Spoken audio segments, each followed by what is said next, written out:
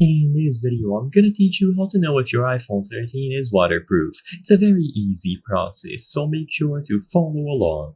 Because a lot of different iPhone models exist, you might be curious if your particular one is waterproof. And the good news is that most iPhone models, including non-pro versions, have been waterproof for a while now. However, there is a very clear difference that needs to be made. They aren't labeled as waterproof, they are labeled as water resistant. Of course, it doesn't matter in the grand scheme of things, but the general idea is that they can withstand submersion in up to 6 meters of water for up to 30 minutes. So, if, let's say, for example, you dropped a glass of water into your phone, directly onto the screen, into the speakers, everything will still be fine. There are plenty of videos out there demonstrating this, and as I've said before, this is going to be true for the standard iPhone 13 and any more expensive models like 13 Pro, 13 Pro Max, and so on.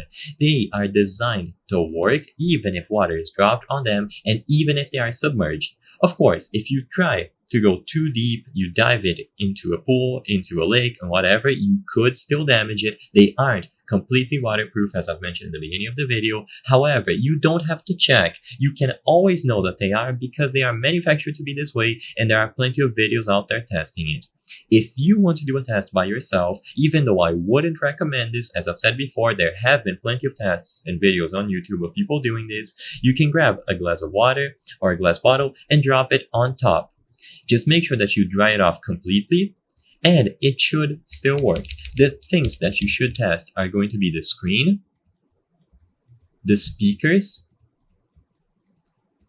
and as long as the screen, the speakers, the buttons still work, you will be good to go. It is very difficult to purposefully make the iPhone be damaged as long as it is superficial damage and you don't leave it in a deep pool of water for too long. It is going to survive. If your phone gets dropped in a puddle, a shallow pool, or gets wet from the rain, it will most likely be fine. As I've said before, as long as you don't push below 6 meters and you don't leave it for more than 30 minutes, you will be good to go. There's even a popular video on YouTube of someone leaving it inside of a bowl or a vase filled with water for 30 minutes and it still survives. Keep in mind, of course, that damage might compromise the rating.